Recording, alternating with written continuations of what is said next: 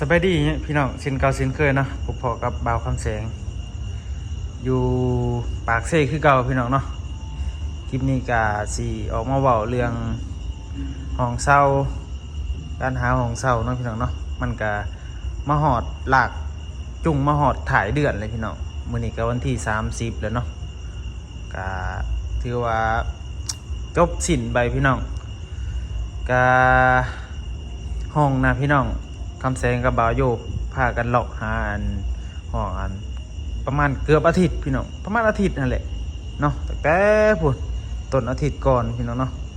ตอนนี้ก็จนว่าหอด30เลยที่30ก็ถือว่าบ่มีเนาะพี่น้องพ่ออยู่ห้องเดียวพี่น้องเนาะไปท่านห้องหนึ่งเขาเซาอยู่รักสี่โศกอำนวยป่ะแถวหน้าเหกทางหน้าเหกเนาะพี่น้องเนาะพอห้องหนึ่งเนาะกับบาโยพี่น้องให้บาโยเนาะบาโยคนได้ห้องก็ให้บาโยคนอยู่เนาะก็ได้ห้องเดียวคนหาก็มีคนออกใหม่ๆพี่น้องออกตั้งแต่ห้องนั่นแหละนะพี่น้องสบายดีคือหากันมีคนออกเนาะวัง2 มื้อก่อนพอดีพอเมื่อวานนี้เนาะบ่าวโยกกับยายคล้องไปเรียบร้อยพี่น้องตอนนี้สิเหลือแต่ห้องคำแซงเนาะที่อยู่ห้องพี่น้องไม่มีใครอยู่เลยก็คือตามอันนี้เลยพี่น้องนี่ห้องนี่เขาก็บ่อยู่ในห้องนี่เขาก็บ่อยู่นี่ภายในห้องก็สิมีแต่ห้องคำแซง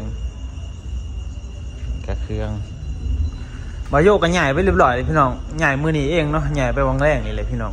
อันนี้ก็ห้องบ่าวคำศรีก็ไปไทยเนาะคนไปอยู่พี่น้องเห็นเอาไปเที่ยวไทยอันนี้ก็ห้องบาโยห้องเบอร์5เนาะกะใหญ่ไปที่เรียบร้อยเลยพี่น้องบ่มีไผอยู่เลยเนาะบาโยเพิ่นก็ใหญ่ไปเครื่องคองมันก็เอาไปเบิดเลยถือว่าบ่มีหยังเลยอันนี้ก็คืนให้เจ้าของเขาเนาะคืนให้เจ้าของเขาเรียบร้อยนี่ก็ห้องเสียวก้อยเนาะห้องนั่นก็สิออกเลยพี่น้องห้องสุดนะห้องเบอร์6เขากับสิใหญ่ออกถ่ายเดือนที่2เนาะเป็นเดือนนี้แหละอันนี้กำลังสิต้นเดือนเนาะถ่ายเดือนตัวนี้อีกพี่น้องเขากับสิใหญ่ออกห้องเบอร์5นี่ก็วางเนาะพี่น้องเขาก็ว่าสิใหญ่พี่น้องแต่ว่าบ่ได้ห้องเนาะเขาก็จำเป็นต้องกลับมา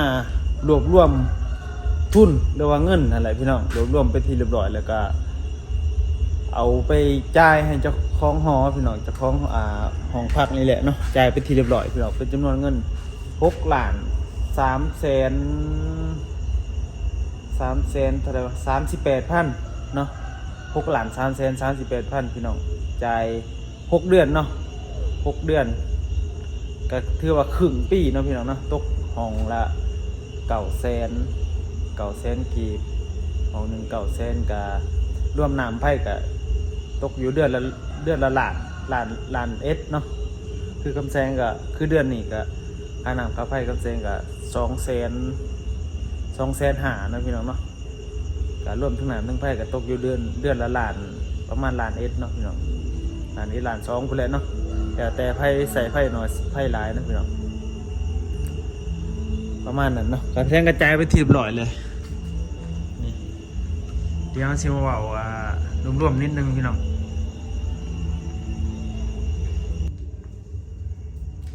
มาพี่น้องต่ออีกจุดเล็กจุดน้อยเนาะกาสบายดีอีกทีพี่น้องหวังว่าเบิร์ดสุขทุกคนเนาะขอบคุณ FC ที่ติดตามรับชมเนาะแล้วก็ให้กำลังใจให้เราทุกคอมเมนต์ทุกการติดตามรับชมว่าซั่นซะแต่เฮาตามหาห้องมากกะหลายมื้อพี่น้องในที่สุดก็บ่ได้พี่น้องเนาะได้ห้องเดียวก็คือบาโยเนาะพี่น้องเนาะบาโยออกไปอยู่หนองก่อนเนาะเฮากะผู้เล็กย่าวไปหอดเดือนที่7เนาะเพราะว่าเฮาจ่ายไปเลยพี่น้องเฮาจ่ายเงินไปเรียบร้อยเลย6,338,000บอกประมาณนี้พี่น้องผู้ที่หมื่นหอดหมื่นยังไงหนึ่งก็หอดหมื่นเนาะประมาณหมื่นกว่าบาทนะพี่น้องขึ้นเดือนนี้นะเขาจ่ายไปเรียบร้อยเนาะการแกเงาไป6 เดือนไปเลยตั้งแต่เดือนนี้เดือนที่ ที่1เนาะเดือนที่1เดือนที่2เดือนที่3เดือนที่4เดือนที่5เดือนที่6 จ่ายมื้ออื่น เฮาสิไปต่ออีกเทื่อก็เดือนที่7เนาะเบิดเดือนที่6เนาะเบิดถ่ายเดือนที่6เนาะพี่น้องเนาะเฮาก็จ่ายไปแล้วเรียบร้อย ใช่เลยเอาเขาคิดว่าจะสิจ่ายวันอันนั้นปุ๊บ แลกเงินลงมันจ่ายวันนี้ยัง จ่ายวันที่1ปุ๊บ วันที่1เนี่ยก็มันเบิดเดือนเลยดิจ่ายวันที่จะได้เงิน ได้ เก่า วันที่1หยัดว่าหมู่ไรเอาออกวันแล้วก็วันที่30 ภาษีไรออก เอ้าหยัดว่าเนาะจะบ่จือ คันบ่จ่ายมันก็ไล่ออกคั่นแหละ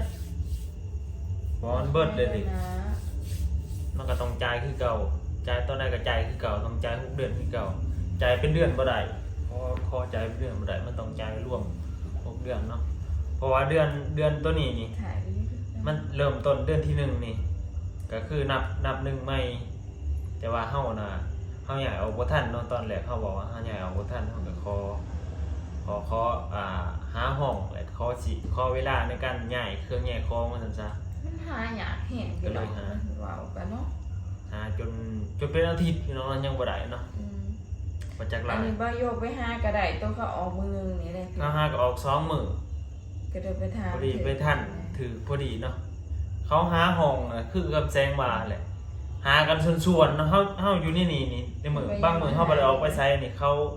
มาถามมื้อหนึง2 3คน4คนพี่น้องเขามาถามห้องนะเนาะคือวังแรกนี่ก็มีเนาะอัน อืม แม่นนักเรียน ผู้ชายว่ะ นักเรียนคู่นักเรียนแพทย์นักเรียนคู่บ่ แพทย์ ผู้หญิงบ่แพทย์ก็คู่นี่แหละเนาะ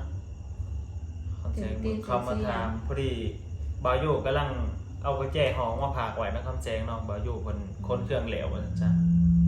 มันกำลังพากไว้พอดีมีคนมาถามเนาะบ่ฮู้ว่า ไพ่ละสิ ได้หรือบ่เพราะว่าห้องบาโยห้องเบอร์ 5กำลังใหญ่ออกเนาะแล้วก็ห้องเบอร์ 6คนน่าสิออกท้ายเดือนนี้คือกันเนาะ อืม ก็วางบ่กี่มื้อดอกจังได๋กับมื้ออื่นมื้อหื้อนี่ก็น่าจะมีคนมาอยู่พี่น้องเพราะว่าคนหาห้องส่วนๆเลยพี่น้องเนาะ ใช่ไม่อยู่อันอยู่ได้บ่โดนพี่น้องเพราะมันต้องการเงินก่อนบัดนี้อยู่บ้านเฮาคือว่าได้เงินเดือนก็บ่ฮอด10,000 บาทหั้นนะประมาณ เกิดเนาะเงินก่อนเลย สุดๆก็แบบว่า200เหรียญอะพี่น้องเอ้ย200เหรียญบัดนี้จ่ายค่าเช่าถึกเดือนหนึงแบบว่าเงินมันหมุนบ่ทันหั่นมันก็บ่ได้เช่าว่าซั่นซะพี่น้องมันก็หา เงินก่อนนะซะ หายาก ใส่ ว่า เงิ ซั่น น ซะ ก่อนเฮาก็รวบเงินได้พี่น้อง เครื่องเขาคล้องกับแพง โปะใส่เนาะ6ล้าน3พี่น้องก็โปะใส่นี่แหละอุกอยู่ก็จ่ายไปที่เรียบร้อยแล้วพี่น้องบัดนี้มีแต่หาไม้หาอันกินไปวันๆหาเงินกินว่าซั่นซะซื้อข้าวซื้อน้ำวันๆเนาะอันนี้เฮาก็ถือว่าเคลียร์เงินเรียบร้อยแล้วเดี๋ยววันนี้เฮาก็สิได้เริ่มเดินทางพี่น้องวางแผนเนาะเพราะว่าเฮาเว้าไว้กับ FC เว้าไว้กับหมู่สิขึ้นไปเวียงพี่น้อง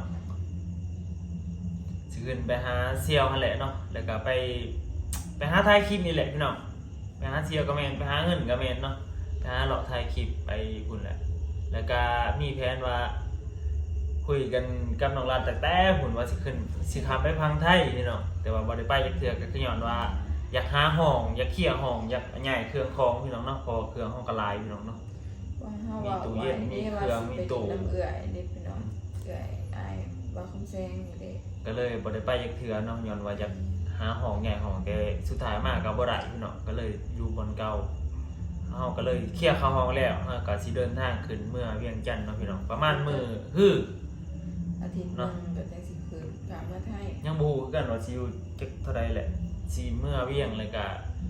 สิหาเฮ็ดคลิปเฮ็ดคอนเทนต์อิหยังถ่ายกับหมู่กับพวกหรือว่าไปบ่อนหันบ่อนนี่บ่อนที่ว่า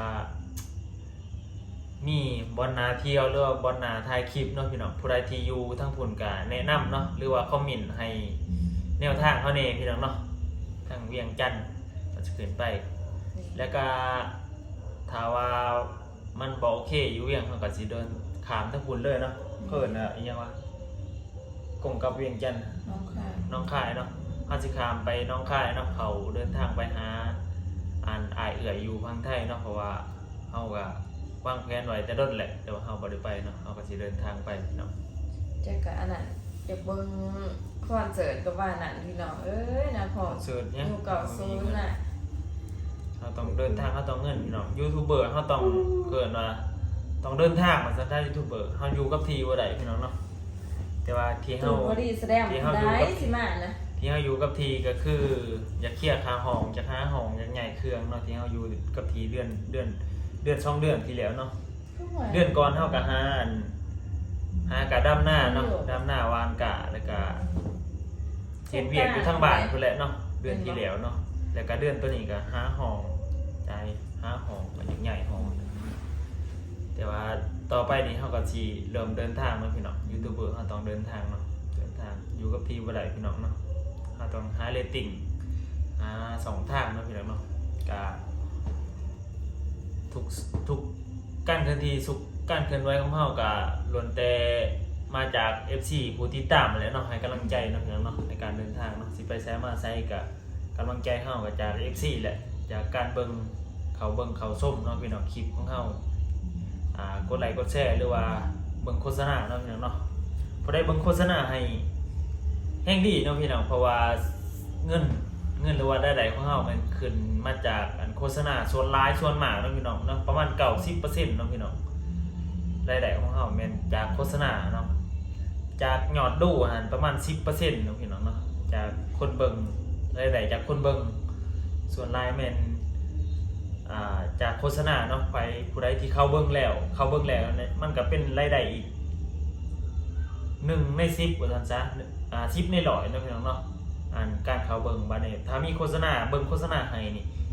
มันสิมีรายได้เข้ามาอีก 90% เนาะพี่น้องเนาะก็คือรายได้ส่วนมากมันจากโฆษณาประมาณนั้นเนาะพี่น้องเนาะเดือนก่อน 2-3 เดือน 4 เดือนเลยพี่น้องรายได้เฮาก็ถือว่าตกต่ำแห้งอีหลีเนาะเฮาก็สิพยายามเริ่มตั้งแต่นี้เลยพี่น้องตั้งแต่เดือนที่2เนาะเดือนที่2อะไรพี่น้องอีมื้อนี่ก็เดือนใหม่เลยพี่น้องเดือนที่2ก็สิเริ่มเดินทางใหม่พากันเดินทางมื้อนี้พี่น้องมื้อนี้ก็เป็นบุญบาทนี่บุญบาทอันพลกุ้งบุญบาทเฮาบ่เฮาอยู่นี่แหละพี่น้องเนาะเดี๋ยวสิพาน้องรัดเพิ่นไปลินวัดบ่ฮู้ว่ามีหยังแน่หากได้ยินแต่เสียงตู่เนาะบุ้มบางเว้นนี่เห็นรถแห่มาผ่านนี่อยู่พี่น้องจนคำแสงจุดเสด็จรถแห่โคตรแห้งเลยบุ้มมาหน้าห้องหน้าพักหน้าเฮือนหน้าอันนี้เฮาคำแสงจุดตื่นจุดลุกไปส่องเบิ่งเนาะบุญบาทพลกุ้งตอนนี้ดังอยู่วัดเนาะน่าจะมีวงดนตรีหรือว่ามอลเหลืองนี่จักอย่างนี่แหละน่าจะมีเนาะพี่น้องลำเรื่องเพราะว่าวงดนตรีน่ะมันแคบมันเขามันอยู่ได้เอาจังซะอยู่ในวัดมันน้อยวัดโพนกุ้งนะเพราะว่าเบิ่งวันจันทร์น้องรัดไปใส่บาตรเพราะว่าคุณบาท เดี๋ยวคำแสงสิพาพี่น้องไปเบิ่ง นำคลามนะเด็กกินหวานคลามว่ามียังแน่เดี๋ยวสิไปลินเต่าปูป่าลินมักเต่าโมมี่อยู่ในเมืองค่ะบ่มี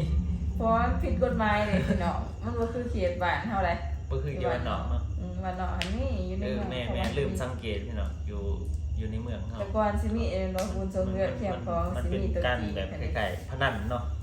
มันผิดกฎหมายแต่อยู่บ้านนอกเขายังเห็นเหือยังร้ายว่าจะมีบุญมีงานเนาะร้ายที่สุดมันมักอีเตามักเต่าบ้านเขาเป็นมักกะลอกปูป่าเต่าน้องพี่น้องนี่แหละได้ยินเสียงอยู่เดี๋ยวจะน้อยคำแซงเตรียมตัวไปนะพี่น้องเนาะอันนี้ก็คลิปนี้ก็อยากออกมาบอกประมาณนี้เนาะพี่น้องเนาะก็บ่ได้ห้องบ่ได้พี่น้องได้ห้องเดียวก็คือห้องบาโยเดี๋ยวให้บาโยเพิ่นคือว่าแหละเพื่อเฮาสิใหญ่ก็มันอีก5-6 เดือนพี่น้องยัง5 เดือนว่าซั่นซะเพราะว่าเฮาอยู่มาแล้วเดือนนึงก็นับจากนี้ไปประมาณ5 เดือนนะพี่น้องก็พูดแล้วไกลๆมอพูดแหละคันว่าสิอยู่ปากเซต่อก็สิให้บาโยเพิ่นเบิ่งห้องไว้ให้บ่อนเพิ่นอยู่แหละเนาะเพราะว่าอยู่นํกันมันก็ดีไปอย่างนึงก็คือยามกินยามอยากมีหยังก็เอิ้นกันมากินเนาะคือเฮาอยู่นี่แหละคือบ่ว่าจะเป็นคำซีกำเพิงบาโยเนาะย่ำอยู่ห้องน้ำกันกะย่ำอยู่นี่กะเอิญกันมากินเวลากินข้าวกินน้ำเนาะมีอย่าง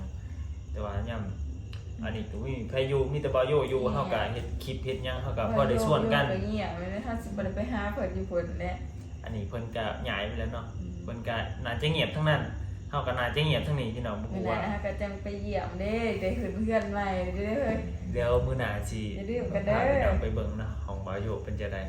อืม ย้ายไปเบิ่นเลยพี่น้องลากมันเด้อเพิ่นเอาบางแรงนี่ พากระเจห้องไว้บ่ฮู้ว่ามีหยังแม่นเฮาก็จนเก็บเครื่องคองไว้เลยพี่น้องซ่าอลิตาซ่าเชียวก้อยก็ใหญ่ไปเบิดเลยเนาะเพราะว่าเขาแจ้งว่าสิใหญ่เนาะพี่น้องเนาะจนใหญ่ไปไหวห้องอลิตาเบิดเลยเนาะซ่าก็เก็บเมียนให้เพิ่นเบิดเลยยังเหลือแต่ของเฮาท่านจ้าอยู่ในนี่เฮาก็ว่าสิใหญ่เนาะแต่ว่าหาห้องบ่ได้อีหลีพี่น้องคือในคลิปอะไรเขาแจ้งว่ามีอยู่ห้องนึงเนาะห้องนึง2ห้อง3ห้องไว้แหละมันวางเนาะแต่ว่ามันอยู่นอกแห้งอีหลีพี่น้องผู้ใดที่จำคลิปอันคลิปเจียวก่อนเนาะคลิปแรกเลยพี่น้องเป็นคลิปแรกเลยคลิปที่1คลิปแรกเลยเนาะอยู่ห้องที่ว่าเฮาเรียนในหมู่ก่อนเฮาเรียนปี1เนาะพี่น้องเฮาไปอยู่นํกันมีคำไว้คำใบ้คำพงคำผึ่งคำแสงเนาะพี่น้อง5คนเนาะพี่น้องอยู่ห้องนั้นน่ะห้องที่เฮาอยู่นํกันตอนแรกเนาะแล้วก็เริ่มเฮ็ดคลิปเฮ็ดคอนเทนต์นะพี่น้องเนาะก็คือคลิปแรกของเซียวก้อยก็คืออยู่ห้องนั้นพี่น้องแต่ว่าห้องนั้นมันเป็นห้องที่ว่าอยู่พี่น้องอยู่นอกเนาะมันผ่านทุ่งนาไปเนาะมันเปรี่ยวจังซะมันบ่ค่อยมีเพื่อนคนแล้วมันไปตั้งอยู่ในซีแบบโน่นแน่มันห่างจากคนประมาณเกือบกิโลพี่น้องเนาะแต่ก็มันผ่านแบบผ่านมีปลาไหมน้ำแล้วก็มีแบบทงมันเปรี่ยวซั่นบ่มีแสงไฟในเมืองคืนน่ะก็เลยว่าอันตรายอย่างมันยากเวลาเอาไปอยู่แล้วเนาะก็คือผู้ยาวผู้หญิงแหละผู้พวกน้องรัดยังคุยกันกับบาโยเพิ่นก็ว่าแม่นแล้วบ่โอเคบ่ได้เนาะยันเวลาค่ำกลางคืนหรือว่าไปหันมานี่มันเกิดขึ้นได้พี่น้องเฮาก็ตัดออกบ่เอาดีกว่าเนาะแต่ว่าห้องน่ะมีแล้วพี่น้องเนาะก็ประมาณนั้นพุ่นแหละเดือนที่7พุ่นแหละเนาะจังคุยกันใหม่เรื่องของเนาะพี่น้องเนาะของมันก็จ่ายไว้เรียบร้อยมีแต่ว่าเดินทางพี่น้องเกมโตเนาะพี่น้องเนาะเครื่องของเฮาก็ซักไปพี่น้องประมาณมื้อฮื้อเนาะมื้อนี้เดี๋ยวเฮาวางแผนหรือว่าเก็บเครื่องเก็บของไว้เนาะพี่น้องมื้อเฮาเดินทางเนาะขึ้นมื้อเวียงพี่น้องนี่แหละเครื่องพัดลมที่นอนเนาะเสี่ยวเพิ่งบ่เอาขึ้นไปเนาะนะฮะเอาพัดลมขึ้นไปอันนึงแล้วก็ถ้าถือได้ก็ที่นอนนำอันนึงเนาะเพราะว่าของมันแพงพี่น้องอยู่บุญนะอยู่เวียงจันทน์อยู่นี่ว่าแพงเลยอยู่เวียงแพงเนาะมันเมืองใหญ่เลยห้องก็แพงพี่น้องห้องก็ได้เลยผู้ใดที่ติดตามก็อาจจะหูเนาะพี่น้องห้องเดือนละ3 ล้าน 5น้องน้อยบ่าวน้อยขึ้นไม่ไว้อยู่เลยเว้ยเข้ามาหากันค่าห้องพี่น้องเอ้ย3 ล้าน5เดือน1ห้วย3 ล้าน5แม่นเดือนละประมาณ 6-7 พันบ่ประมาณ 6,000 3 ล้านหาพันไป แม่นใช่บ่ อืม 6,530ประมาณ 5,000 ป้ายเนาะพี่น้อง 5,000 กว่าบาทต่อเดือนพี่น้องอยู่เวียงค่ะเป็นห้องก็เป็นห้องขันนะพี่ ใส่ น้อง อีก2เดือนผู้ดีได้6เดือนอยู่นี่ ก็ไปเบิ่งก่อนนั่นแหละเนาะไปเบิ่งก่อนบ่ฮู้ว่าสิได้อยู่ดนปานใดเนาะมันเป็นเมืองใหญ่เป็นเมืองเศรษฐกิจอันซะเขาก็ใหญ่กว่าปากเซ่อันซะเศรษฐกิจก็หลายนะพี่น้องมันก็คือว่านั่นแหละเนาะ เมืองรวงเนาะ เมืองหลวงเมืองใหญ่ เป็นนคร ก็แพงเป็นธรรมดาเนาะบ่ว่าสิอยู่ไปฮอดไสก็ทาติดตามเบิ่งพี่น้องกันว่าโอเคก็อยู่ต่อคันบ่โอเคก็กลับมาปากเซ่อีกพี่น้องเนาะเอาละพี่น้องคลิปนี้ก็สิเว้าประมาณนั้นเนาะแต่ว่าฝากให้กำลังใจกันเด้อพี่น้อง FC เบิร์ดทุกคนเนาะพี่น้องเนาะเป็นกำลังใจกดไลค์กดแชร์ที่สำคัญนั้นเบิ่งโฆษณาให้คำแสงในพี่น้องเนาะเจอกันคลิปหน้าอีพีหน้าเนาะไปลินบุญก่อนพี่น้องบ๊ายบาย ซื้อวังคลามากินก่อนพี่น้องจะกินวังคลาไปนี่ไปวัดผัวแล้วก็ไปเลยมิดเลยนี่ก็ฝากพี่น้องกดไลค์กดแชร์เป็นกำลังใจให้ในเด้อพอกันคลิปหน้าพี่น้าบ๊ายบายไป